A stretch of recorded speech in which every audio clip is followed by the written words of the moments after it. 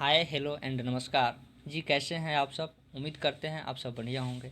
स्वागत है आपका अपने यूट्यूब चैनल ज्ञान की बात वाला पर। चलिए आज का सेशन शुरू करते हैं बिना टाइम वेस्ट किए। सेशन शुरू करने से पहले एक मोटिवेशनल कोड जो आपको ऊर्जावान बनाएगा, चेहरे पर मुस्कान लाएगा, वो है जिस तरह से तीर चलाने से पहले उसको पीछा खींचना पड़ता है, उसी तरह से अच्छे दिनों के लिए बुरे दिनों से लड़ना पड़ता है। तो चलिए आज का सेशन शुरू करते हैं। सेशन के थंबनेल से जैसा कि आपको पता चल ही गया होगा कि हम लोग आज भारत के भूगोल के बारे में पढ़ने वाले हैं।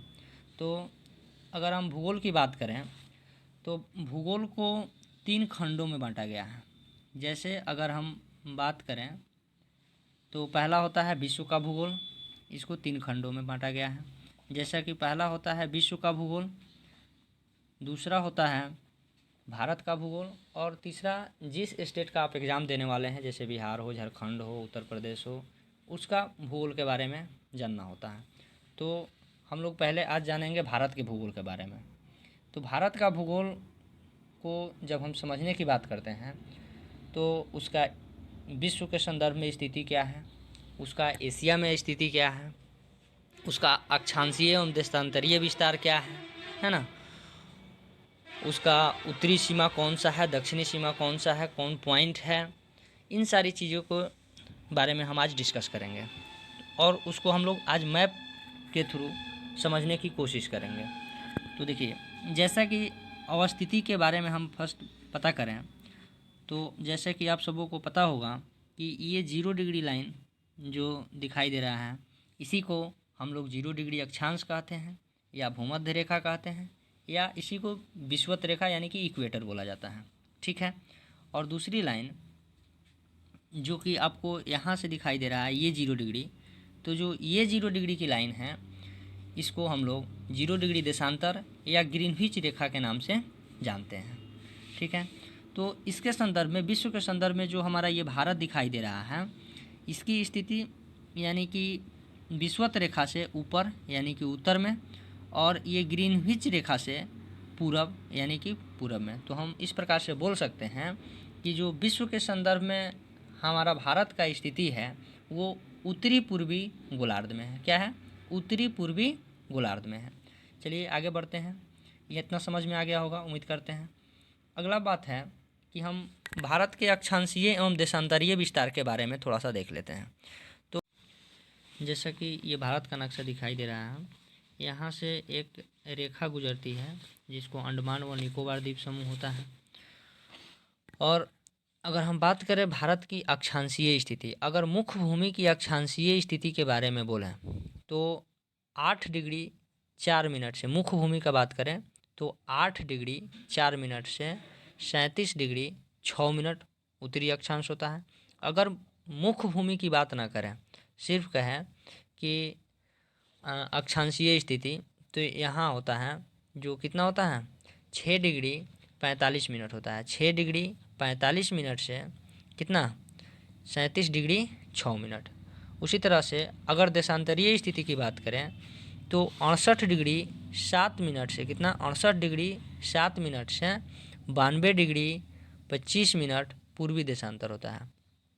68 डिग्री 7 मिनट से 97 डिग्री 25 मिनट पूर्वी देशांतर होता है। अगर हम बात कर लें उत्तर से दक्षिण की लंबाई की, ये उत्तर से दक्षिण की लंबाई जो है, ये दूरी कितनी है, तो ये दूरी जो होगी वो 3214 यानी 3214 किलोमीटर, 3214 किलोमीटर। अगर पूरब से पश्चिम की लंबाई पूछे, पूरब से पश्चिम की लंबाई, तो वो होता है 2933। कितना होता है? 2933, 2933, 2933 किलोमीटर। ठीक है। अगर पूर्वी बिंदु की बात करें, पूर्वी बिंदु यहाँ, वो पूर्वी बिंदु किबिथु अरुणाचल प्रदेश में पड़ता है। अगर पश्चिम बिंदु की बात करें तो पश्चिम बिंदु कहाँ पड़ता है? गुजरात, जिसको गुहार मोती या गौर माता के नाम से जाना जाता है। अगर उत्तरी बिंदु की बात करें तो इंदिरा कौल, उत्तरी बिंदु की बात करें तो यहाँ इंदिरा कौल जो लद्दाख के सियाचिन ग्लेशियर के काराकोरम दर्रे में पाया जाता है। और अगर बात करें दक्षिणतम बिंदु, तो दक्षिणतम बिंदु में ध्यान रखना है, दक्षिणतम बिंदु में 2, अगर मुख्य भूमि का दक्षिणतम बिंदु कहें तो यहाँ होगा कन्याकुमारी, या इसी को अन्य नाम केप कोमोरियंस के नाम से भी जाना जाता है, जो तमिलनाडु में पाया जाता है। ठीक है। और अगर सीधे दक्षिणतम बिंदु की बात करें तो इंदिरा पॉइंट यहाँ होता है, इंदिरा पॉइंट, जिसको हम लोग पिगमिलियन या पार्सन पॉइंट के नाम से भी जानते हैं। ठीक है। गौरमाता गुजरात में पड़ता है। ये भारत के जो मानचित्र में जो सबसे बीचों बीच से होकर रेखा जाती है, इसको हम लोग कर्क रेखा कहते हैं। और एक लगभग यहाँ से होकर रेखा जाती है, जिसको 82.5 डिग्री ईस्ट, या इसी को भारतीय मानक समय रेखा के नाम से भी जाना जाता है। और ये भारतीय मानक समय रेखा और कर्क रेखा भारत के किस राज्य में मिलती है या फिर किस जगह पे मिलती है, तो ये इस जगह का नाम होता है, जिस जगह पे दोनों मिलती है रेखा, सरगुजा छत्तीसगढ़ में पड़ता है। कौन जगह है? सरगुजा छत्तीसगढ़ का जगह है। ठीक है। जैसा कि जो हम लोग अभी पढ़ा उसको थोड़ा सा लिख लेते हैं कि भारत का अवस्थिति कहाँ है। भारत का अवस्थिति विश्व के संदर्भ में, तो जैसा कि हम लोगों ने देखा है कि उत्तरी पूर्वी गोलार्ध में है। कहाँ है?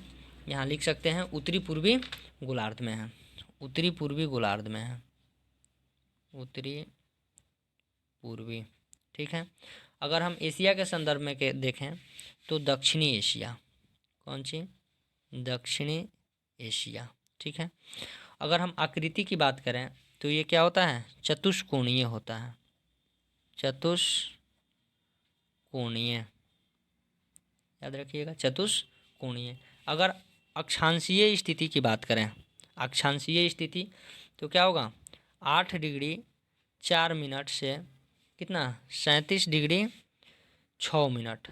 और कौन सी? उत्तरी अक्षांश, 8 डिग्री 4 मिनट से 37 डिग्री 6 मिनट उत्तरी अक्षांश। अगर देशांतरीय स्थिति की बात करें तो ये होता है 68 डिग्री 7 मिनट से 97 डिग्री 25 मिनट। कौन सी? 97 डिग्री 25 मिनट। उत्तर से दक्षिण की अगर लंबाई की बात करें तो 3214 किलोमीटर, यानी 3214 किलोमीटर। अगर पूरब से पश्चिम की बात करें तो 2983 किलोमीटर होता है।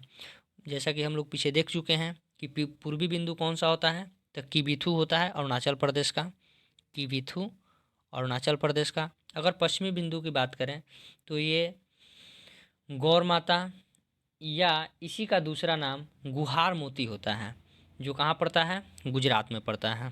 गौरमाता या गुहार मोती कहाँ पड़ता है? गुजरात में पड़ता है। अगर उत्तरी बिंदु की बात करें तो इंदिरा कौल, जो लद्दाख के सियाचिन में यानी पीओके में पाया जाता है।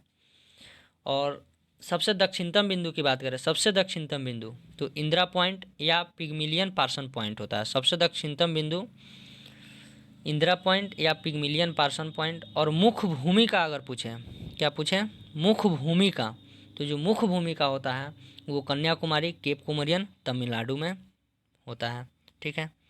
आगे थोड़ी सी हम भारत के सटे या लगे भारतीय राज्य के बारे में पढ़ लेते हैं, उनके पड़ोसी देश के बारे में पढ़ लेते हैं। तो देखिए, जो पड़ोसी देश हैं पाकिस्तान, वो भारतीय राज्य के 5 राज्यों से सटा हुआ है। 5 राज्य कहने का मतलब है उसमें 3 राज्य है और 2 यूटी है। यूटी मतलब केंद्र शासित प्रदेश। जो 3 राज्य हैं वो है गुजरात, राजस्थान, पंजाब, तथा 2 केंद्र शासित प्रदेश हैं वो हैं जम्मू कश्मीर और लद्दाख। उसी तरह से दूसरा राज्य जो हुआ अफगानिस्तान, ये एक केंद्र शासित प्रदेश से सटा हुआ है जिसका नाम है लद्दाख। उसी तरह से चीन जो है भारतीय राज्य, यानी कि 4 भारतीय राज्य और 1 केंद्र शासित प्रदेश से सटा हुआ है। वो भारतीय राज्य हैं हिमाचल प्रदेश, उत्तराखंड, सिक्किम, अरुणाचल प्रदेश, तथा जो केंद्र शासित प्रदेश एक है वो कौन सा है? लद्दाख है। उसी तरह से जो हमारा पड़ोसी देश नेपाल है, वो भारत के 5 राज्यों से सटा हुआ है। वो है उत्तर प्रदेश, उत्तराखंड, बिहार, पश्चिम बंगाल और सिक्किम।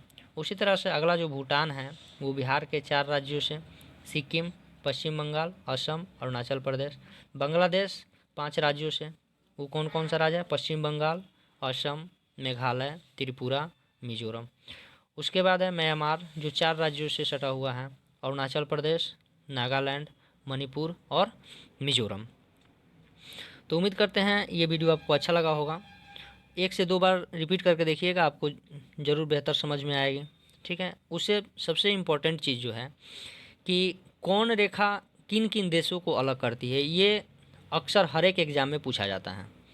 तो देखिए, जैसे कि अगर हम बात करें मैकमोहन रेखा का, ये भारत और चीन को, किसको, भारत और चीन को अलग करती है। मैकमोहन रेखा भारत और चीन को अलग करती है।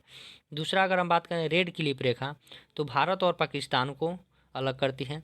यहाँ रेड क्लिप रेखा भारत पाकिस्तान, मैकमोहन रेखा भारत चीन, डुरंड रेखा पाक अधिकृत कश्मीर, जिसको हम लोग पीओ को कहते हैं, और अफगानिस्तान को अलग करती है। हिंडनबर्ग रेखा जर्मनी और पोलैंड को अलग करती है। 24वीं अक्षांश रेखा भारत पाकिस्तान के बीच कक्ष के पास जो जगह है उसको अलग करती है। 38वीं समानांतर रेखा उत्तर एवं दक्षिण कोरिया को अलग करती है। 49वीं समानांतर रेखा उत्तर अमेरिका एवं कनाडा को अलग करती है। 17वीं अक्षांश रेखा उत्तर एवं दक्षिण वियतनाम को अलग करती है। मैगिनॉट या फिर इसी को बोलते हैं सीज फ्राइड रेखा, मैगिनॉट या सीज फ्राइड रेखा, ये जर्मनी और फ्रांस को अलग करती है। अगर हम बात करें ओडर्निस रेखा, कौन रेखा, ओडर्निस रेखा पूर्वी जर्मनी एवं पोलैंड को अलग करती है। मैनरहीन रेखा, मैनरहीन नाम से है, मैनरहीन, वो रूस और फिनलैंड को अलग करती है। उम्मीद करते हैं आज का सेशन अच्छा लगा होगा। अगर आज का सेशन अच्छा लगा हो तो अपने दोस्तों के पास शेयर करें, लाइक करें, सब्सक्राइब करें। चलिए मिलते हैं नेक्स्ट वीडियो में, तब तक के लिए धन्यवाद। सुरक्षा।